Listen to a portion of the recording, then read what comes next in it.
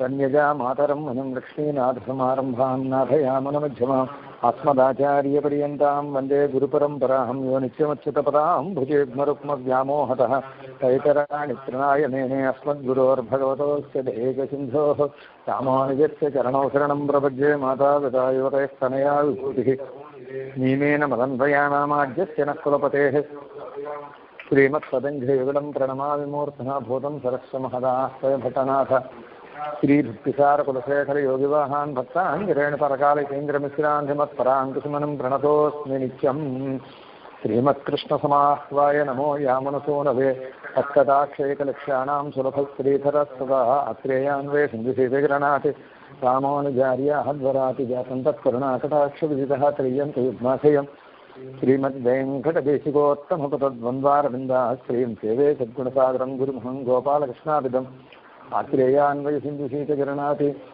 గోపాలకృష్ణాద్గురోహజాతం తత్పదపంకజామృతరసాస్వాదోత్థితాత్మోన్నతిం స్వాచార్యస్య గుణాన్వదంతమనిహం దత్తాత పాదప్రభావాల్లబ్ధ స్వభయ వేదశీర్షమనఘం సేవే నృసింహావిదం ఆత్రేయం సవనభేః విడురాజమార్యం రామానుజార్యతనయం సుగుణైజరాశం శ్రీ నారసింహపదపంకజంచరీకం శ్రీ వెంకటార్య గురువర్యమహం ప్రపద్యే గురుముఖమనధీచ్చ రాహవేదానశేషాన్ నరపతి పరిక్లుప్తం శుల్కమాదాతి కామః సుశిరమౌరవన్యం రంగనాథస్య సాక్షాత్ జిజకులతిలకం తం విష్ణుచిత్తం నమామి వెన్నార్ తిరుమతిశూరిల్లుగుత్తూరన్నరః సన్నార్ కడలకమలం సూడినో మున్నాహల్ கிடைத்தானே நிறைத்துவாங்கி மேனிச்சேரும் வடியெடுத்தோன் நெஞ்சினை வந்து தாண்டி என் கொண்டாட பற்றபிரான் வந்தான் என்னை வேதங்கள் ஒரு விரைந்து இடையிருத்தான் பாதங்கள் யாமுடைய பக்தி ప్రియ భగవద్బంధులారా, మనం ప్రస్తుతం తిరుప్పల్ లాంటి గ్రంథంలో 10వ పాసురాన్ని వింటున్నాం. ముందుగా పాసురాన్ని అనుసంధానం చేసుకుని కాలక్షేపాన్ని కొనసాగించుకుందాం. ఎన్నాడెంబెరుమాన్ குந்தனக்கடியோமென்றெடுத்து பட்டவன்னாளே அடியோங்கள் குடில் ஈடுபெற்று உயர்ந்ததுகான் தன்னால் தோற்றி திருமதுரையில் சிலபனித்து ஐந்தலைய பயன்னாத்தலை பாய்ந்தவனே உன்னை பல்லாண்டு கூறுதுமே. ఈ పాసురం కైవల్య మోక్షాన్ని కోరేటటువంటి కేవలరు ఆళ్వార్ల యొక్క ఆహ్వానం చేత ఆళ్వార్ల గోష్ఠిలో ప్రవేశించి ఆళ్వార్లతో కలిసి మంగళాశాసనం పాడుతున్నట్టుగా మనకి తెలియజేస్తున్నారు. ఏ రోజైతే స్వామికి దాసులము అనేటటువంటి మాట మా నోటి వెంట వచ్చిందో ఆ రోజే మేము ఉజ్జీవించాము. మేము ఒక్కరే ఉజ్జీవించడం కాదు, మా సంబంధి పర్యంతం అంటే మా బంధువులందరూ, మాతో సంబంధం కలిగిన వారందరూ ఉజ్జీవించారు అని మనకి చెబుతున్నారు. స్వామి మాకు గొప్ప ఉపకారాన్ని చేశాడు, ఆయనకి మమ్మల్ని దాసులుగా చేసుకున్నాడు అని ఉజ్జీవించాము. ఎందరుహాన్, స్వామి నీవు మాకు చేసినటువంటి ఉపకారం ఏదైతే ఉందో ఆ ఉపకారాన్ని మేము చెప్తున్నాను, నువ్వు విను అని ఈ పాసురంలో చెబుతున్నారు. చెన్నాళిచ్చాది ఉయందడు కాన్ దాకా అయింది, ఆ తర్వాత మనం విన్నాం. చెన్నాళిచ్చాది ప్రయోజనాంతరంగళை கைவிட்டு அனன்ய பிரயோஜனராணி கோளாகிலே இனி கிருச்சமன் எண்ணில் உனக்கு மங்களாசாசனம் பண்ணுகையே கிருச்சம் என்கிறார்கள். விஷயமேது என்ன? చెన్నాళిచ్చాది ప్రయోజనాంతరంగళை கைவிட்டு అనన్య ప్రయోజన రాణిహోళాహిలే ఇని కృత్యమన్. మీరు ప్రయోజనాంతరాన్ని వదిలిపెట్టి స్వామి యొక్క అనుగ్రహం చేత, స్వామి మేము నీకు దాసులమని ఒక్క మాట అనగానే నా స్వామి యొక్క అనుగ్రహం చేత మేమందరం ఉజ్జీవించి పరమాత్మ యొక్క కైంకర్యమే పరమ ప్రయోజనంగా మారిపోయాము, క్షుద్రమైన పురుషార్థాన్ని వదిలిపెట్టామని చెప్పారుగా. వారిని ప్రశ్నిస్తున్నారన్నమాట. కైవల్య మోక్షాన్ని కోరడానికి పరమాత్మ దగ్గర వచ్చి ఉజ్జీవించిన వారమని చెప్పినటువంటి వారిని.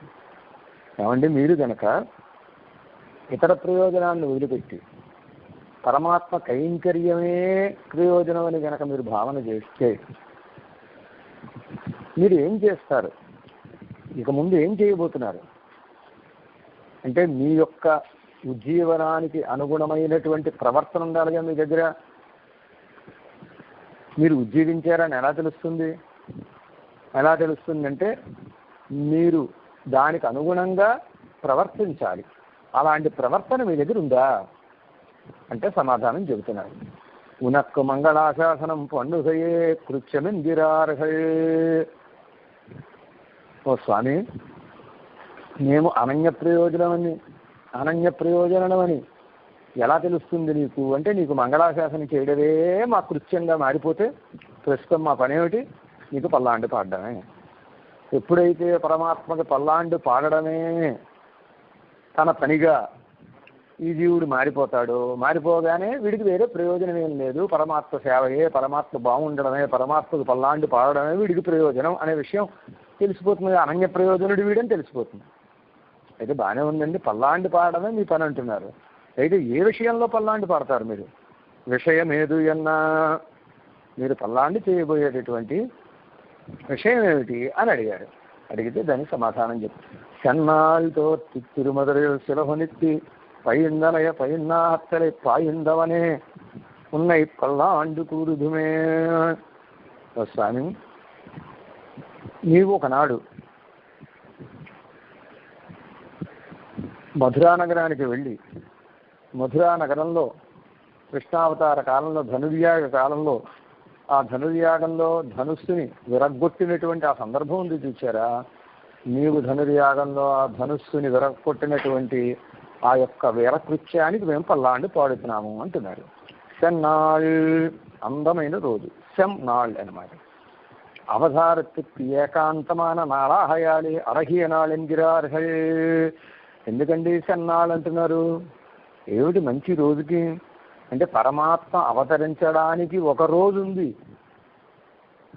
రోహిణి నక్షత్రంలో కృష్ణ పరమాత్మ అవతరించాడంటే ఆ రోజు ఎంత గొప్పది, ఆ రోజు ఎంత అందమైనది. పరమాత్మని కూడా తాను ఉండేటటువంటి అంటే తాను నక్షత్రంగా ఉండేటటువంటి అంటే రోహిణి నక్షత్రం ఉండేటటువంటి రోజున పరమాత్మ అవతరించేటట్టుగా చేసింది. కనుక ఆ రోజు చాలా అందమైనది. పరమాత్మ కూడా ఆ నక్షత్రాన్ని స్వీకరించేటట్టుగా ఆ రోజు ఉన్నది. ఆ రోజును తన అవతారం కోసం స్వీకరించేటట్టుగా ఆ రోజు ఉన్నది. బలానా రోజున మేము పనిచేస్తామండి అని చెప్పినట్టుగా, బలానా రోజున మేము వస్తామండి అని చెప్పినట్టుగా పరమాత్మ రోహిణి నక్షత్రం ఉన్న రోజుని ఆ దేవకి గర్భంలో అవతరించాడు. కనుక ఆ రోజు అందమైనటువంటి రోజు. పరమాత్మ అవతారానికి తగినటువంటి రోజు అవడం చేత ఆ రోజు అందమైన రోజు అంటున్నారు. తోత్తి అలాంటి అందమైనటువంటి ఆ రోజులో అవతరించావు స్వామి. ఎలా అవతరించావు అంటే, అతీంద్రియ మాన విగ్రహత్తై సకల మోనుజనయన விஷயதாங்கத என்கிறபடியே ஒகவாதார் கண்ணுக்கும் విషయమాంబడి తోత్తు విత్తి. తోత్తు అంటే అందరికీ కనపడేటట్టుగా ప్రకాశించి అని అర్థం, అవతరించి అని అర్థం.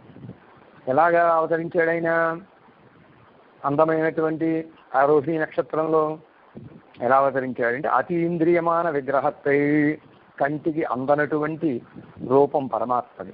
ఇంద్రియాల చేత గ్రహించడానికి వీలు లేనటువంటి ఒక అద్భుతమైనటువంటి రూపం పరమాత్మది. వాళ్ళు చెప్తారు, కట్టిలి ఉన్నై కాణుమారులాయ్. ఓ స్వామి, ఈ మాంసపు నేత్రాలతోటి నిన్ను చూసేటట్టుగా మమ్మల్ని కటాక్షించవలసింది. కట్టన్నాల్ కాణాద అవ్వురువు అన్నారు. మాంసపు నేత్రాలతోటి సేవించడానికి వీలు లేనటువంటి అద్భుతమైన తిరుమేని ఆయనది. అవ్వురువు ఆ తిరుమేని. ఆ తిరుమేని అంటే కంటికి అందని అద్భుతమైన తిరుమేని అని అర్థం అన్నమాట. అలాంటి అద్భుతమైనటువంటి తిరుమేని పరమాత్మ అందరికీ కాళ్లకు కనపడేటట్టుగా సకల మనుజ నయన విషయతాంగత, లోకంలో ఉండే సకల మనుజులు తమ నేత్రాలతోటి సేవించేటట్టుగా పరమాత్మ అవతరించాడు. ఎలా అవతరించాడండి అంటే ఉహవాదార కన్నుక్కం విషయమాంబడి తూర్తి వ్యక్తి కేవలం ఆయన ఎందు ప్రేమ కలిగిన వారికే కనపడలా, మానవ మాతృడైన ప్రతి వాడికి కనపడ్డాడు. చేతనమైన ప్రతి వస్తువుకి కనపడ్డాడు. చేతనమైన ప్రతి వస్తువు అంటే కదిలేటటువంటి ప్రతి వస్తువుకి, మనుషుడు కావచ్చు, జంతువులు కావచ్చు, అలాగే క్రిమికీటకాదులు కావచ్చు, ఏవైనా చైతన్యం కలిగిన సకల జీవులు తమ నేత్రాలతోటి తనను సేవించేటట్టుగా పరమాత్మ సేవను అనుగ్రహించాడు. సకల జీవులు అనగానే శత్రువుల కంటికి కూడా తాను కనపడేటట్టుగా, అభిమానించే వాళ్ళకే కాదు అభిమానించిన వాళ్ళకు కూడా తన దర్శనం అయ్యేటట్టుగా కనపడ్డాడు. ఇది ఆళ్వార్లకు బాధ కలుగుతోంది. కేవలం అభిమానించే వాళ్ళకి మాత్రమే కనపడితే ఇంకేం ఇబ్బంది ఉండేది కాదు. అభిమానించిన వాళ్ళకు కూడా కనపడడం చేత వాళ్ళు శత్రుత్వం చేత పరమాత్మకి ఆపద కలిగించాలి అని అనుకుంటున్నాడు. కేవలం ఆయన యందు ప్రేమ కలిగిన వాళ్ళకే కనపడితే ఇంకే ఇబ్బంది ఉండదు, వాళ్ళ సేవలు స్వీకరించడమే పనిగా ఉంటుంది. కానీ కంసుడికి కనపడ్డాడు, పూతనకి కనపడ్డాడు, శకటాసురుడికి కనపడ్డాడు, తృణావర్తుడికి కనపడ్డాడు, వత్స కపిత్తాసురులకు కనపడ్డాడు. అలా ఆయా రాక్షసుల కంటికి కనపడడం చేత వాళ్ళు ఆయనకు ఆపద చెయ్యాలి, ఆయనకు ఆపద కలిగించాలి అని ఒక ప్రయత్నం చేయడానికి అవకాశం పరమాత్మే ఇచ్చాడు వాళ్ళ కంటికి కనపడి. ఓ స్వామి, అంత అమాయకుడు అయ్యా, ఇంత గొప్ప శక్తి కలిగిన నీవు నిన్ను అభిమానించే వాళ్ళకి మాత్రమే కనపడి, నిన్ను అభిమానించిన వాళ్ళకి కనపడకుండా ఉంటే మాకు ఈ బాధ వచ్చేది కాదు, నీకు మంగళాశాసనం చేయాల్సిన అవసరం ఉండేది కాదు అని అంటున్నారు. మరి తోత్తి అనడంలో అలా అర్థం తోస్తోంది అని మాట. తిరుమధురయుల్ ఎక్కడ అవతరించాడైనా మధురా నగరంలో అవతరించాడు. అదుతానం నిర్భయమాన అయోధ్యలన్నికే శత్రువాన కంసన్వర్తిక్కిర ఊరులే. పుట్టేటప్పుడు కూడా అవతరించేటప్పుడు మంచి చోటు చూసుకుని, మనకంటే పుట్టడానికి ఆప్షన్ ఉండదు. నేను బలానా ఊర్లో పుట్టాలి అని అనుకుని ఆ ఊళ్ళో పుట్టడానికి అవకాశమే ఉండదు. కానీ పరమాత్మకైతే తల్లిదండ్రులను ఎంచుకోవడానికి కానీ, తాను అవతరించే ఊరుని ఎంచుకోవడానికి కానీ, తాను అవతరించేటటువంటి రోజుని ఎంచుకోవడానికి కానీ పరిపూర్ణంగా ఆయనకు అవకాశం ఉంది. నేను బలానా రోజునే పుట్టాలని అనుకుంటే ఆయన ఆ రోజునే పుడతాడు. నేను బలానా వాళ్ళకి బిడ్డగా పుట్టాలనుకుంటే వాళ్ళకి బిడ్డగా పుడతాడు. నేను బలానా రూపంతో పుట్టాలనుకుంటే ఆ రూపంతోటే పుడతాడు. ఇలాంటి అవకాశాలన్నీ పరమాత్మకు ఉన్నాయి. అలాంటి స్వామి నిర్భయమైన ఊరు ఎంచుకుని, ఎటువంటి భయం లేనటువంటి ఊళ్ళో పుట్టొచ్చుగా. అయోధ్యలో రామచంద్రుడు అవతరించాడంటే అయోధ్యలో రామచంద్రుడికి శత్రువులు ఎవరైనా ఉన్నారా? ఎవరు లేరు. అలా కాక తిరుమధురయుల్ మధురా నగరంలో పుట్టాడు. అదుతానం నిర్భయమాన అయోధ్యలన్నికే, నిర్భయమైన అయోధ్య లాంటి ఊరు కాకుండా శత్రువాన కంసన్వర్తిక్కర ఊరిలే. ఎప్పుడు ఈయన అవతరిస్తాడా, ఎప్పుడు పుడతాడా, వెంటనే ఈయన్ని లేపేద్దాం అని ఎదురు చూస్తూ ఉండేటటువంటి కంసుడు, శత్రువైనటువంటి కంసుడు ఉండేటటువంటి ఊరిలో పుట్టాడు ఈయన. తిరుమధురయుల్ ఆ మధురా నగరంలో పుట్టినవాడు పుట్టినట్టున్నాడా? లేడు. అక్కడి నుంచి రేపల్లికి వెళ్ళిపోయాడు. రేపల్లికి వెళ్ళిపోయి మళ్ళీ తిరిగి మధురా నగరానికి ధనుర్యాగానికి వచ్చాడు. శిలహునిత్తి అలా ధనుర్యాగానికి వచ్చి ఆ ధనుర్యాగాల్లో ఏర్పాటు చేసినటువంటి ధనుస్సు ఏదైతే ఉందో దాన్ని వెరగొట్టేశాడు. ఆ ఊరిల్ తంగ వన్నామయాలే తిరువాడిపాయిలే పోయి మరయ వళరహిల నీ. ఓ స్వామి, అవ్వూరు తంగవన్నామయాలే మధురలో అవతరించాడు. కానీ ఆ మధురలో ఉండడానికి వీలు లేకపోయింది. ఎందుకు వీలు లేకపోయింది? శత్రువు ఉండేటటువంటి ఊళ్ళో తాను ఉండడం ఇష్టం లేక అక్కడి నుంచి బయలుదేరాడు. ఎందుకు ఉండలేకపోయాడు అంటే తిరుప్పావై కాలక్షేపంలో చెబుతారు. మాలి అనే పాసురంలో నిరుపెన్న నిన్న నిడుమాలే కంజన్ వైత్తిల్ నిరుపెన్న నిన్న నిడుమాలే అని, కంసుడి యొక్క గర్భంలో నిప్పులా నిలచినటువంటి ఓ స్వామి, ఆశ్రిత వ్యామోహం కల ఓ స్వామి అని. ఎలాగట మధురా నగరం కృష్ణ పరమాత్మ ఎందుకు కట్టే పెట్టుకోలేకపోయింది అన్నారు. కంసుడి సంబంధం ఉండడం చేత. నాయి కొడలుక్కు నరిని తొంగాదు అని ఒక సామెత చెప్పారు. కుక్క కడుపుకి అప్పుడే కాచినటువంటి ఆవు నెయ్యి పడదట. అప్పుడే కాచిన ఆవు నెయ్యి పోసామనుకో కుక్కకి, అది తాగేస్తుంది, వెంటనే బళ్ళు మనకి కట్టేస్తుంది. ఎలా అయితే కుక్కకి ఆవు నెయ్యి ఇమ్మడదో అలాగే కంసుడు ఉండేటటువంటి ఆ ఊరికి పరమాత్మ అయినటువంటి స్వామి ఇమడలేకపోయాడు. అంచేత ఆ మధురా నగరంలోంచి ఆయన బయలుదేరి రేపల్లికి వచ్చేసాడు. ఆ ఊరిల్ తంగవన్నామయాలి తిరువాడిప్పాయి లేపోయి మరయబడని ఆ ఊళ్ళో ఉండలేక రేపల్లికి వెళ్ళి అక్కడ జాగ్రత్తగా ఎవరికంటికి కనపడకుండా దాగి పెరిగేటటువంటి నీవు మరిత్తుం ఆ ఊరు లేపుహుందు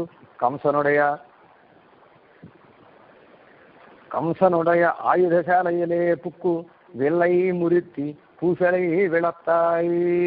స్వామి అలాగా దాగి రేపల్లిలో పెరుగుతున్నవాడివి అలా పెరిగావా? అలా కాక అక్కడి నుంచి మళ్ళీ మధురా నగరానికి వచ్చేసి మధురా నగరానికి వచ్చిన వాడివి ఆ మధురలో కంసుడి యొక్క ఆయుధశాలలో ప్రవేశించి ఆయన ధనుర్యాగానికి ఏర్పాటు చేసినటువంటి ఆ ధనుస్సు ఏదైతే ఉందో ఆ ధనుస్సుని విరగ్గొట్టి పూసలై వెళతాయి యుద్ధాన్ని చేశావు. యుద్ధం వచ్చేలా చేసి యుద్ధాన్ని చేసి వాడిని సంహరించావు. అనుకూలరడయ கண்வர் ஹிருதோயன் வயிறு பிடிக்க வேண்டும்படியா திசையிலே కంసనుకు మరం పిడుక్కుంబడి సిలుహుపడుతువదే.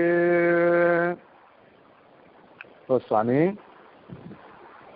ఆ రోజు నీవు ధనుర్యాగంలో ప్రవేశించినప్పుడు ఆ మధురా నగరంలో ఉండేటటువంటి వారందరూ, కృష్ణ పరమాత్మ యందు ప్రేమ కలిగినటువంటి వారందరూ కూడా మా స్వామికి ఏమొస్తుందో, ఏం కష్టం వస్తుందో, చిన్న కుర్రవాడు, అసలే సుకుమారుడు, ఇంత సుకుమారుడైనటువంటి స్వామి మొరటు వాళ్ళైనటువంటి మల్లులతో యుద్ధం చేస్తున్నాడే, నసమం యుద్ధమిచ్చాహు అని. యుద్ధం సమానమైన యుద్ధం కాదు, కయ్యానికైనా వియ్యానికైనా సమఉజ్జీలు ఉండాలి కదా.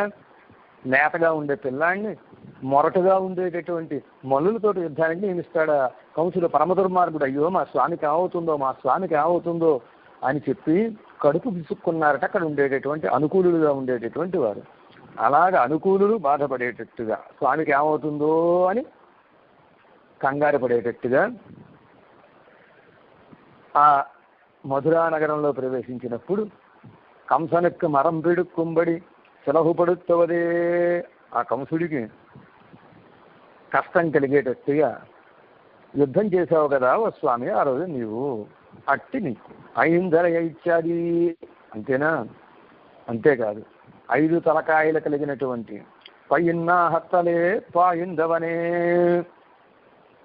5 తలకాయలు కలిగినటువంటి పాము ఏదైతే ఉందో కాళీయుడు, ఆ కాళీయుడు నెత్తి మీద పెట్టి నాట్యం చేశావు అంటున్నాడు. ఐందల ఇచ్చాది అది కిడక్క నిర్భయమాయి వర్తిక్కిర కాలத்திலே పిరంద ప్రమాదమే పోరాదో వైరెరిక్కక్కి ఎన్గిరార్హే. కంసుడు చనిపోయిన తర్వాత ఇంకే గొడవ లేదులే, కృష్ణ పరమాత్మ హాయిగా ప్రశాంతంగా ఇంకా ఉండొచ్చు అని అనుకున్నారు అందరూ. అలా అనుకున్నటువంటి సమయంలో నిర్భయంగా అందరూ స్వామికే కష్టము ఇంకా రాదు అని ఉండేటటువంటి కాలంలో ఓ కష్టం వచ్చిందిట. ఏమిటా కష్టం? కాళీయుడి మడుగులో దూకడం. అలాంటి కాలంలో వచ్చిన ప్రమాదం చాలదా అభిమానుల యొక్క మనసు బాధపడ్డానికి అంటున్నారు. ఐందలయ పైన్నా హత్తలే పాయిందవనే, 5 తలకాయలు కలిగినటువంటి బాగా కోపంతో పెద్దవైపోయినటువంటి తలకాయలు కలిగిన ఆ కాళీయుడు ఉన్నారు చూచారా, ఆ కాళీయుడు ఔద్ధత్యాన్ని అనజన స్వామి కడిక్కట్టి అంజువాయి ఉరత్తాయి. ఎలాంటి వాడు ఆ కాళీయుడు? 5 తలకాయలు కలిగినవాడు. ఎందుకు 5 తలకాయలు అంటే కరవడానికి అంజువాయి ఉరత్తాయి. ఒక తలకాయ కలిగితేనే పాము ప్రమాదం. అలాంటిది విషసర్పం ఇది. ఈ విషసర్పానికి 5 తలకాయలు. 5 తలకాయలతోటి కరవడానికి సిద్ధంగా ఉన్నటువంటి పాముట. కరవడం కోసం 5 తలకాయలు కలిగింది.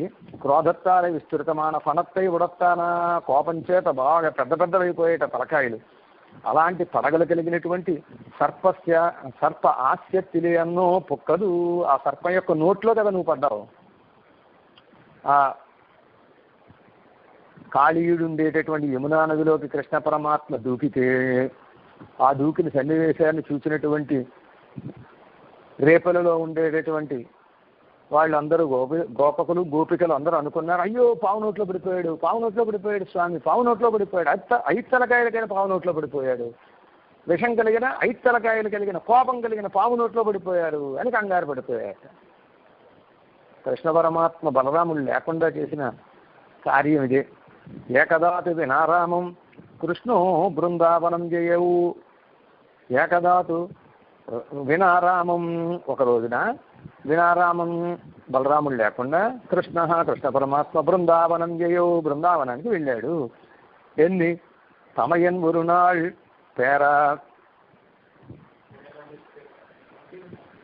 పేరనిర్క పాంబిన్ వాయిలే పుహుంబడి ఇదే తీంబు. కృష్ణ పరమాత్మ యొక్క అల్లరి చేష్టలు ఎలా ఉంటాయంటేట, ఒక్కరోజు అన్నగారు దూరంగా ఉంటే పావు నోట్లో పడిపోయాడు అన్న. బలరాముడు ఒక్కరోజు దూరంగా ఉండగానే ఈయనేం చేశాడు, పావు నోట్లో పడిపోయాడు. అలాంటి రోజు కృష్ణావతారం ఎన్నాళ్ళు ஆழ்வார்கள் எல்லாரும் ஒக்க பரிவராயிருப்பர்கள் இதுக்கு அடியன் ఎన్ని జీయరై భట్టరకేక. కృష్ణావతారం అంటే ఆళ్వార్లందరికీ ఒకే రకమైన ప్రేమ ఉంటుంది. ఆళ్వార్లందరూ కృష్ణావతారం అనగానే ఏకమైపోతారట మంగళాశాసనం చేయడంలో. ఎందుకండి కారణం ఏమిటి? కారణం వీళ్ళందరికీ ఇంత ప్రేమ ఉండడానికి ఏమిటి కారణం అని జీయర్ భట్టరకేక నంజీయర్ అనేటటువంటి ఆచార్యులు వారు తమ ఆచార్యులైనటువంటి భట్టర్ వారిని అడిగారు. సార్ గురువు గారు, కృష్ణావతారం అంటే ఆళ్వార్లకి ఎందుకండి ఎంత పిచ్చి ప్రేమ? ఒక్క రమ్మాళ్ళవార్లకే కాదు, ఆళ్వార్లందరికీ అదే ప్రేమ అని అర్థం. కృష్ణ పరమాత్మ యందు ప్రేమలో ఆళ్వార్లందరూ ఒకటే. ఏదో ఒకరు ఎక్కువ ఒకరు తక్కువ అని, ఒకరు కృష్ణ తత్వమని ఇలా చెప్పినప్పటికీ ప్రేమలో అందరూ సమానమే. ఎందుకండి వీళ్ళకింత ప్రేమ అని నంజీయర్ అడిగితే, రామావతారத்தில் பிள்ளைகள் தாங்கள் மிடுக்கராய் குணாதிகருமாய் பிதா சம்பராந்தகனுமாய் மந்திரிகள் வசிஷ்டாதிகளுமாய் ஊர் அயோத்தியமுமாய் காலம் நல்ல காலமுமாய் இருக்கையாலே అంగుత్తకు ஒரு భయమిల్లై. అప్పుడు భట్టర్ వారు సమాధానం చెప్పారు. ఏమంటే రామావతారానికి కృష్ణావతారానికి బోళ్ళంత తేడా ఉందండి. ఏమిటి ఆ తేడా అంటే, రామావతారத்தில் పిల్లహల్ తాంగల్ మిడుక్కరాయి. రామావతారంలో పిల్లలు ఉన్నారు చూసారా, వాళ్ళు నలుగురు. ఆ నలుగురు ఎలాంటి వారు? మిడుక్కరాయి, గొప్ప బలం కలిగిన వారు. అంతేకాదు గుణాధికరుమాయి, మంచి గుణాలు కలిగిన వాళ్ళు. కృష్ణ పరమాత్మల అల్లరి పిల్లలు కాదు, వారు చాలా గుణవంతులు. రామ ఈజ్ గుడ్ బాయ్ అని ఈనాటికి చెప్పుకునే అంతటి గుణవంతుడు ఆయన. ఆయన అనుసరించి తమ్ముళ్ళు కూడా అలాంటి వాళ్ళే. ఇక పిత తండ్రి అలాంటి వాడు దశరథ మహారాజు. శంబరాంతకనుమాయి, శంబరాసురుడు అనేటటువంటి రాక్షసుని సంహరించినటువంటి మహానుభావుడు. దేవతలకి యుద్ధంలో సహాయం చేస్తూ దేవతల మీదకి దండెత్తి వచ్చినటువంటి శంబరాసురుని సంహరించినటువంటి గొప్ప శక్తి కలిగినటువంటి వాడు తండ్రి. మంత్రులు ఎలాంటి వాడు? వశిష్ఠాదిహుడుమాయి, వశిష్ఠుడు మొదలైనటువంటి బ్రహ్మర్షులందరూ మంత్రులు. ఇక ఊరు ఎలాంటిది? ఊరు అయోధ్యముమాయి, ఊరేమో అయోధ్య. ఎవరి చేత జయించడానికి శక్యము కానటువంటి ఊరు. ఆ ఊరు పేరే అది అయోధ్య. అంటే ఎవరి చేతను ఓడింప శక్యము కానటువంటి ఊరు అని అర్థం. అలాంటి ఊరు అలాంటిది. కాలం, ఇక కాలమా, రామచంద్రుడు అవతరించిన కాలం త్రేతాయుగం. కాలం నల్ల కాలము మా ఇరుక్కయ్యాలే. కాలం చాలా మంచి కాలం. మంచి కాలం అవడం చేత అంగుత్తకి ఊరు భయమిల్లయి. అక్కడ రామావతారంలో భయం కలగడానికి అవకాశమే లేదు. ఇక ఇక్కడ చూడండి, అక్కడ రాముడి విషయంలో ఇన్ని గొప్పతనాలు ఉన్నాయి భయపడకుండా ఉండడానికి. ఇక కృష్ణుడి విషయంలో ప్రతిదీ భయపడడానికి అనువైన విషయమే. ఇంగు వందు పిరందవిడం శత్రుగృహమాయి. ఇక్కడ పుట్టినది ఎక్కడ పుట్టాడు? శత్రువు ఇంట్లో పుట్టాడు. ఆ కంసుడి జైలేగా అది. ఆయన జైలుకు కూడా ఆయనే ఓనరు. మహారాజు గారి జైల్లో పుట్టాడు. పుట్టినది శత్రువు ఇంట్లో పుట్టాడు. ఇక కంసనిడం పార్తి నలిగిన దుష్ప్రకృతిహళై వరక్కాట్టం క్రూరణమాయి. ఆ కంసుడు ఎలాంటి వాడు?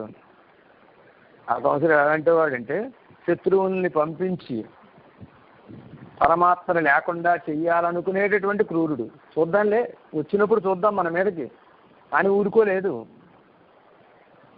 యోగమాయ చెప్పింది, నిన్ను చంపేవాడు పుట్టాడయ్యా, రేపల్లలో పెరుగుతున్నాడు అని చెప్పింది. చెబితే అప్పుడు ఆ మాటను పట్టుకుని చూద్దాంలే తిరుగుతున్నాడుగా పెద్దవాడే మన మీదకి యుద్ధానికి వచ్చినప్పుడు అప్పుడు ఆయన సంగతి చూసుకోవచ్చు, వాడి సంగతి చూసుకోవచ్చు అని ఊరుకోలే. 21వ రోజు నుంచే ప్రారంభించాడు, తన దగ్గర నుంచి ప్రారంభించాడు. రాక్షసుల్ని పంపి ఆయన లేకుండా చెయ్యాలి. అంతటి క్రూరుడు అనమాట. మీదకు వచ్చినప్పుడు యుద్ధం చేయడం వేరు, మీదకి రాకపోయినా ఏం అపకారం చెయ్యకపోయినా ఆయన లేకుండా చెయ్యాలి అని ప్రయత్నం చేసేటటువంటి క్రూరుడు. తమప్పన్ ఇడయనుమాయి. ఇక కృష్ణ పరమాత్మ తండ్రి ఎవరు? నందగోపుడు, గొల్లవాడు. ఆయన పాపం పరమ సాధువు. ఎంతటి సాధువు అంటే చీమకు కూడా అపకారం తలపెట్టనంతటి సాధువు. గట్టిగా నడిస్తే కాళ్ళ కింద పడి చీమ చనిపోతుందేమో అన్నంతటి సాధువు. ఇక ఊరు ఎలాంటిది? ఇడచేరుయుమాయి. ఊరు గొల్లపల్లె. అక్కడ ఏం రక్షణ ఉంటుంది గొల్లపల్లెలో? పిల్లహల్తాంగల్ కేంబరుమాయి. ఇక కృష్ణ బలరాములు ఉన్నారు చూచారా, ఇద్దరిలో వీరు చేసేటటువంటి అల్లరి పనులు ఇన్ని అన్నీ కాదు, అలాంటి అల్లరి వాళ్ళు పిల్లలిద్దరు. ఇక కాలం కలికాలத்தோடு தோல் தீண்டி ஆயிருக்கையாலே என்வருகிறதோ எண்ணி பரிஹக்கி ஆழ்வார்கள் அல்லசிల్ల కాణం ఎన్ని అరుళి చేశారు. ఇక కాలం ఎలాంటిదంటే కలికాలంతో సమానమైనటువంటి కాలం. ద్వాపర యుగం చివర కదా, ద్వాపర యుగం చివర కాబట్టి కలికి బాగా దగ్గరగా ఉండేటటువంటి కాలం కనుక జస్ట్ ద్వాపరం అయిపోయింది, కలి ప్రవేశించేసింది అన్నప్పుడు కదా కృష్ణావతార పరిసమాప్తి అయినది. అలాంటి కాలం కలికి సమానమైనటువంటి కాలం అవడం చేత అమ్మో కృష్ణ పరమాత్మ ఏమవుతుందో అని ఆళ్వార్లందరూ ఆయనకి మంగళాశాసనం చేయడంలో వారు చెయ్యని పని లేదు. కృష్ణ పరమాత్మకి మంగళాశాసనం చేయడంలో వాళ్ళు చేయని మంగళం లేదు. అంతటి ప్రేమ కలిగినటువంటి వారు. అందుకంటే ఆళ్వార్లకి కృష్ణావతారం అంటే అంత అభిమానం, కృష్ణావతారం అంటే అంత ప్రేమ, కృష్ణావతారం అంటే అంత భయం. రామావతారం అయితే పల్లాండి పాడవలసిన అవసరం లేదు. కృష్ణావతారం అయితే పల్లాండి పాడకుండా ఉండనవసరం లేదు. అక్కడ పాడనవసరం లేదు, ఇక్కడ పాడకుండా ఉండనవసరం లేదు. ఇది తేడా. అందుచేత ఈ కృష్ణావతారంలో కృష్ణ పరమాత్మకి ఆళ్వార్లందరూ ఏకకంఠంతో ఒకే ప్రేమతోటి పల్లాండి పాడారు అని భట్టరు జీరికి సమాధానం చెప్పారట. ఉన్నాయి పల్లాండు కురుదుమే ఓ స్వామి, నీకు మేము పల్లాండు పాడుతాము. ఇప్పటిప్పట్ట ఉన్నాయి అనుసంధిత్తాల్ మంగళాశాసనముడి ధరిక్క వరకుండో ఎందిరార్హల్. ఇలాంటి నీకు మంగళాశాసనం చేయకపోతే ఉండగలమా? ఉండలేము అని ఆ కృష్ణావతారంలో ఉండేటటువంటి కృష్ణ పరమాత్మ యొక్క వైభవాన్ని, ఆయన చేసినటువంటి ధనుర్యాగంలో ఆయన చేసినటువంటి పనిని, అలాగే కాళీయ మర్దన సమయంలో ఆయన చేసినటువంటి పనిని తలుచుకుని ఆ రెండు వృత్తాంతాలకి పల్లాండు పాడుతున్నారు. ఎవరు? కేవలుడుగా ఉండేటటువంటి వారు ఆళ్వార్లతోటి కలిసి పాసురాన్ని అనుసంధానం చేసుకుని తర్వాత పాసురంలోకి వెళదాం. ఎన్నాళి ఎందరుమాన్ వందన కడియోమెందెడుతు కొట్టవన్నాళే அடியோங்களடிக்குழில் வீடு பெற்று உயர்ந்ததுதான் தன்னால் தோத்தி திருமதுரையில் சிறகுனித்தி ஐந்தலைய பைன்னாகத்தலை பாய்ந்தவனே பொன்னை பல்லாண்டு குருதுமே. తర్వాత 11వ పాసురం 11 பாசுரம். அண்டக்குலத்தலே ஆகூதராய் நெய்யிடை என்கிற பாட்டிலே சங்கதரான ஐஸ்வர்யார்த்திகள் பாசுரத்தாலே திருப்பல்லாண்டு పాడుகிறார். ఇప్పటిదాకా ముగ్గురు యొక్క పల్లాండుని ఆళ్వార్లు మనకి ఈ పాసురంతో కలిపి పాడుతున్నారు. భగవంతుని ఆశ్రయించేవాళ్ళు 3 రకాలుగా ఉంటారు అని ముందే మనకి తెలియజేశారు. ఎవరండి ఆ 3 రకాలు అంటే? అనన్య ప్రయోజనులు మొదటి రకం వారు, తర్వాత కైవల్యార్థులు రెండో రకం వారు, ఐశ్వర్యార్థులు మూడో రకం వారు. ఈ 3 రకాలుగా భక్తులు ఉంటారు. అందులో అనన్య ప్రయోజనులుగా ఉండేటటువంటి వారు ఏ విధంగా ఆళ్ళవార్ల చేత ఆహ్వానింపబడి ఆళ్ళవార్ల గోష్ఠిలో చేరి పెరుమాళకి మంగళాశాసనం పాడారో చెప్పారు 9వ పాసురంలో. 10వ పాసురంలో కైవల్య మోక్షాన్ని కోరేటటువంటి వారు ఆళ్ళవార్ల చేత ఆహ్వానింపబడి ఆళ్ళవార్ల గోష్ఠిలో చేరి పెరుమాళకి మంగళాశాసనం ఏ విధంగా పాడారో చెప్పాడు. ప్రస్తుతం 11వ పాసురంలో ఐశ్వర్యార్థులు ఏ విధంగా పల్లాండి పాడారో చెబుతున్నారు. అండకులత్తిలే ఆహుతరాయి అండకులత్ అనే పాసురంలో ఆళ్ళవార్ల చేత ఆహ్వానింపబడిన వారు. నెయ్యడై ఎన్గిర పాటిలే సంగతరాన నెయ్యడై నల్లధూర్ అనేటటువంటి 8వ పాసురంలో ఆళ్ళవార్ల గోష్ఠిలో వచ్చి చేరిన వారు, ఆళ్ళవార్లతో కలిసిన వారు అయినటువంటి ఐశ్వర్యార్థులు పల్లాండు పాడుతున్నట్టుగా ఆళ్ళవార్లి పాసురాన్ని మనకు అందిస్తున్నారు. ఐశ్వర్యార్థులు పాసురత్తాలే ఐశ్వర్యార్థుల యొక్క మాటగా తిరుపల్లాండు పాడుగిరార్ ఆళ్ళవార్లు ఈ పాసురంలో తిరుమలకి తిరుపల్లాండు పాడుతున్నారు అని చెబుతున్నారు. పాసురాన్ని మనం ఒకసారి అనుసంధానం చేసుకున్నాం. అల్వழக்குன்றுமில்லா அணிகோட்டியர்கோன் அபிமானதுங்கன் செல்வனை போல திருமாலே நானும் உனக்கு பரவழியேன் நல்வகையால் நமோ நாராயணாவென்னி நாமம் பல பரவி பல்வகையாலும் பவித்திரனே உன்னை பல்லாண்டு கூறுவனே. తిరుమాలే ఓ లక్ష్మీపతి, తిరుమాలే, తిరు అంటే లక్ష్మి, మాల్ అంటే వ్యామోహం, లక్ష్మీదేవి యందు వ్యామోహం కలిగిన వాడా అంటే లక్ష్మీదేవికి పతైన వాడా అని అర్థం. అలాంటి తిరుమాలే ఓ స్వామి, అల్వழக்குன்றுமில்லா అల్వழకు ఒండ్రుమిల్లా, అల్వழకు అంటే సంప్రదాయ విరుద్ధమైనవేవి ఇలా లేనటువంటి అణిగోట్టియరుగోన్ అందమైనటువంటి తిరుక్కోట్టియూర్ అనేటటువంటి దివ్య దేశంలో ఉన్నటువంటి లేదా తిరుక్కోట్టియూర్ అనే దివ్య దేశానికి రాజైనటువంటి వాడు అని అంటే ఆభరణమైన, కోట్టియర్ అంటే తిరుక్కోట్టియూర్ అనే దివ్య దేశానికి కోన్ రాజైన వాడు అని అర్థం. అని అంటే ఆభరణం అని అర్థం. అణిగోట్టియరుగోన్ అభిమానతుంగన్,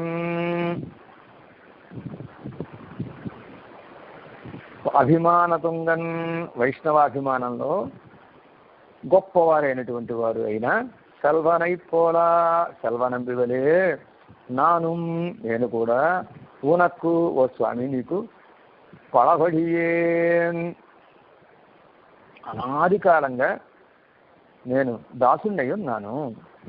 పల్వహయాలం పవిత్రనే పల్ అనేక వహయాలం పద్ధతుల్లో అంటే అనేక విధములుగా పవిత్రనే పరిశుద్ధమైన వాడా ఓ పవిత్రుడా అని అర్థం. నల్వహయాల్ నమో నారాయణాయవన్నీ ఓ స్వామి నీకు నల్వహయాల్ చక్కటి పద్ధతిలో నమో నారాయణావెన్నీ నమో నారాయణ అని అష్టాక్షరి మహామంత్రాన్ని అనుసంధానం చేసి నామం పలపరవి నీ యొక్క నామాలని అనేకమైనటువంటి నామాలని పరవి చెప్పి ఉన్నై పల్లాండు కురువన్ నీకు నేను మంగళాశాసనాన్ని చేస్తాను అని ఈ పాసురంలో ఐశ్వర్యకాములుగా ఉండేటటువంటి వారు పల్లాండు పాడుతున్నారు. ఐశ్వర్యకాములు 2 రకాలుగా ఉంటారు అని మనం అనుకున్నాం. భ్రష్టైశ్వర్యకాములు, అపూర్వ ఐశ్వర్యకాములు. భ్రష్టైశ్వర్యకాములు అంటే ఒకప్పుడుండి పోగొట్టుకున్నవారు. అపూర్వ ఐశ్వర్యకాములు అంటే ఎప్పుడు లేనివారు ఇప్పుడు కావాలని కోరుతున్నవారు. ఇలా 2 రకాలుగా ఉంటారు. అలాంటి 2 రకాలుగా ఉండేటటువంటి ఐశ్వర్యకాములు స్వామికి పల్లాండు పాడుతున్నట్టుగా పెరియాళ్ళ వారిని పాసురాన్ని మనకు అందించారు. అల్వழக்குன்றுமில்லா వழక్కల్లాదవై అనేకమిరే. వழక్కు అంటే మర్యాద అన్నమాట.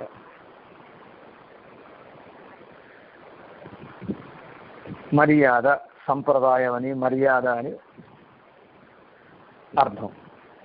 వழక్కల్లాదవై అనేకమిరే, మర్యాద కానివి లేకపోతే సంప్రదాయ విరుద్ధమైనవి అనేకంగా ఉంటాయి లోకంలో.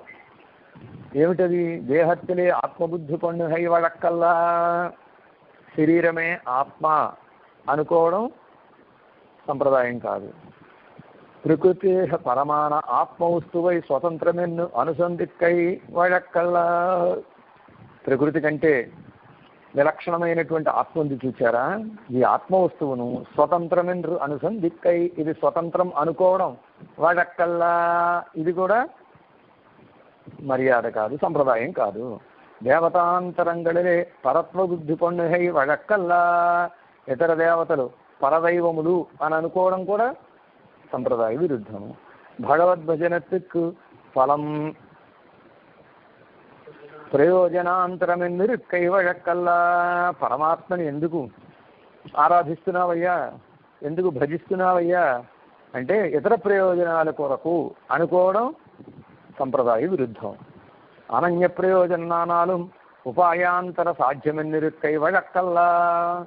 అనన్య ప్రయోజనం లేనప్పటికీ, అంటే పరమాత్మను ఆశ్రయించి ఏ ప్రయోజనాన్ని కోరకుండా పరమాత్మ కైంకర్యమే తమకు పరమ ప్రయోజనం అనుకునేటటువంటి వారికి అనన్య ప్రయోజనాలని పేరు.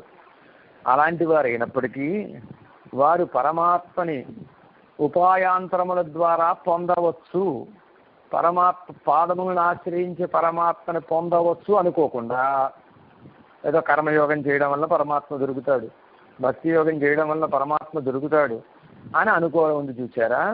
ఇది అది కూడా వழక్కల్లా, మర్యాద కానే కాదు. భగవదనుభవత్తై మమేదం ఎన్నిరుక్కై వழక్కల్లా. అలాగే పరమాత్మని సేవించడం ఉంది చూచారా? పరమాత్మ యొక్క గుణానుభవం చేయడం ఉంది, పరమాత్మకి దివ్యమంగళ విగ్రహం అనుభవించడం ఉంది. ఇవి నా కొరకు అని అనుకోవడం కూడా సంప్రదాయం కానే కాదు. ఇని వழక్కావదు, ఏవి మర్యాదలు కావు, సంప్రదాయం కాదు అంటున్నారు. మరి ఇంత సంప్రదాయం ఏమిటండి? ఏది కాదని చెప్పేస్తే ఏదవుతుంది? ఒక్కటి సంప్రదాయం అంట శ్రీ వైష్ణవుడికి. ఏమిటి ఆ సంప్రదాయం? శేషిక్కి మంగళాశాసనం పన్ను హై ఎన్నిరే ఎవరెరు ఉప్పది. ఆళ్వార్ల యొక్క భావన ఏమిటంటే కైంకర్యం అంటే ఒకే ఒక్కటి, సంప్రదాయం అంటే ఒకే ఒక్కటి. ఏమిటి? శేషిగా ఉండే పరమాత్మకి మంగళాశాసనం చేయడమే సంప్రదాయం అని అనుకునేటటువంటి వారిట ఆళ్వార్లు. అందుకు ఈ పాసురంలో అల్వழకొన్రుమిల్లా అని సగని సంప్రదాయాలు ఏమీ లేనటువంటి ఒక ఊరుందిట. ఏదా ఊరు? ఆ ఊరిలో అందరూ సంప్రదాయస్తులే ఉంటారు. ఇక్కడ చెప్పబడినటువంటి దేహమే ఆత్మ అనుకునే వాళ్ళు ఉండరు, ఆత్మ స్వతంత్రం అనుకునే వాళ్ళు ఉండరు, దేవతాంతరములందు పరత్వబుద్ధి చేసేటటువంటి వాళ్ళు ఉండరు. పరమాత్మని భజించడం, పరమాత్మని సేవించడం ఇతర ప్రయోజనాల కోసం అనుకునే వాళ్ళు ఉండరు, ఇతర ఉపాయముల చేత పరమాత్మని పొందొచ్చు అనుకునే వాళ్ళు ఉండరు, భగవద్ అనుభవం నా కొరకు అనుకునే వాళ్ళు ఉండరు. కేవలం ఒకే ఒక్కరుంటారట. ఎవరు వాళ్ళు? కేవలం మంగళాశాసనం చేయడమే స్వభావంగా కలిగిన వారు. అలాంటి ఊరుంది. ఏమిటా ఊరు? అణికోట్టియర్ హోన్. అణికోట్టియర్ இவை ஒன்றுமின்னிக்கு அத்தலக்க மங்களாசாசனம் பண்ணுவதன்னவே வழக்கு என்றாயிற்று అవ్వూరిల్ ఉళ్ళారిరుపది. ఆ ఊరేమిటి? తిరుక్కోట్టియూరు అనేటటువంటి ఊరు. గోష్ఠీపురము. ఆ గోష్ఠీపురం ఎలాంటిదంటే భూమండలానికి ఆభరణం వంటిది. అణి అంటే ఆభరణం అని, లేదా అలంకారం అని అర్థం. భూమండలానికి అలంకారమైనటువంటి ఊరు. ఆ ఊరికి నాథుడైనటువంటి వాడు, నిర్వాహకుడైనటువంటి వాడు ఆయన. ఇవై ఒన్ను మిన్నిక్కే, ఇంతకుముందు చెప్పినటువంటి దేహాత్మ భ్రాంతి కానివ్వండి, ఆత్మ స్వతంత్రం అనే భ్రాంతి కానివ్వండి, దేవతాంతరముల యందు పరత్వ బుద్ధి అనేటటువంటి భ్రాంతి కానివ్వండి, ప్రయోజనాంతరాన్ని కోరడం కానివ్వండి, పరమాత్మ ఇతరోపాయముల చేత సాధింపబడతాడనుకోవడం కానివ్వండి, ఇలాంటి దోషాలేవి ఇలాంటి అసాంప్రదాయాలేవి లేనటువంటి ఊరు ఆ ఊళ్ళో ఉండే వాళ్ళకి ఇలాంటివి ఏవి ఉండవు. కేవలం పరమాత్మకు మంగళాశాసనం చేయడమే మనం చేయవలసిన పని, ఇదే సంప్రదాయం అనుకునేటటువంటి వారే ఆ ఊళ్ళో ఉన్నారట. అందుకు ఆ ఊరు ఏమైందంటే ఒక ఆభరణం లాంటిది అయిపోయింది. ఆ ఊరు ప్రపంచానికి ఒక అలంకారం అయిపోయింది. అలాంటి ఊరు. ఇదుకు అడి ఎవరు ఎన్ని తంగళకు నిర్వాహకరాహవాయిత్తి నత్తి రూపది అంటే ఆ ఊరు అంతగా బాగుపడిపోవడానికి ఆ ఊళ్ళో ఉండేటటువంటి వాళ్ళందరూ క్రమంగా అంటే పద్ధతిగా ఉండి సంప్రదాయాలు బాగా తెలుసుకుని ఉండి పరమాత్మకు మంగళాశాసనం చేయడమే సంప్రదాయం అని ఆయన మంగళాశాసనంలోనే కాలం గడపడానికి ఏమిటండి కారణం అంటే ఆ ఊరికి ఒక ఆయన ఉన్నట్టు పెద్ద ఆయన. ఆ పెద్ద ఆయన కటాక్షమే ఈ ఊరిని ఎలా తయారు చేసింది అంటున్నారు. తంగళకి నిర్వాహకనాహవాయిత్తి నత్తి రూపది వాళ్ళు ఇంతగా బాగుపడ్డానికి ఏమిటి కారణం అంటే వాళ్ళు చెబుతారు మా గురువు గారేనండి కారణం, మమ్మల్ని ఈ విధంగా నడిపారు వారు అంట. ఎవరండి వారు? అని ఎండ్రు ఆభరణమాయ్ సంస్కారத்துக்கு ఆభరణమార ఊరంగై అని అంటే ఆభరణం అన్నారు. దేనికి ఆభరణం అండి? సంసారத்துக்கு ఆభరణమాన ఊరు, సంసారానికే ఒక మణిలాంటి ఊరు, ఆభరణం లాంటి ఊరు, ఒక నగలాంటి ఊరు అనమాట. అలాంటివి. ఎవరండి ఆ ఊరికి నాథుడు అంటే అభిమాన తుంగన్. అభిమాన తుంగన్ ఉత్తుంగమైనటువంటి అభిమానం కలిగిన వారు. అభిమానం శేషత్వ విరోధిగా ఇరుక్క అత్తాలే మిక్కిరుప్పరి అన్నానన్. ఏమండి అభిమానం పనికిరాదని చెబుతున్నారు కదా సంప్రదాయంలో. మరి అలాంటిది అభిమానంలో చాలా గొప్పవారు అంటున్నారు ఏమిటి? అలా అనొచ్చా? అభిమానం శేషత్వ విరోధియా ఇరుక్క. అభిమానం ఉంది చూచారా, ఇది శేషత్వానికి విరోధి కదా. అభిమానం శేషత్వానికి విరోధమై ఉండగా అత్తాల్ మిక్కిరుప్పర్ ఎన్బానెన్ ఆ అభిమానంలో బాగా మించిపోయిన వారండి, గొప్పవారండి, అందరిని మించిన వారండి అని చెప్తున్నారే.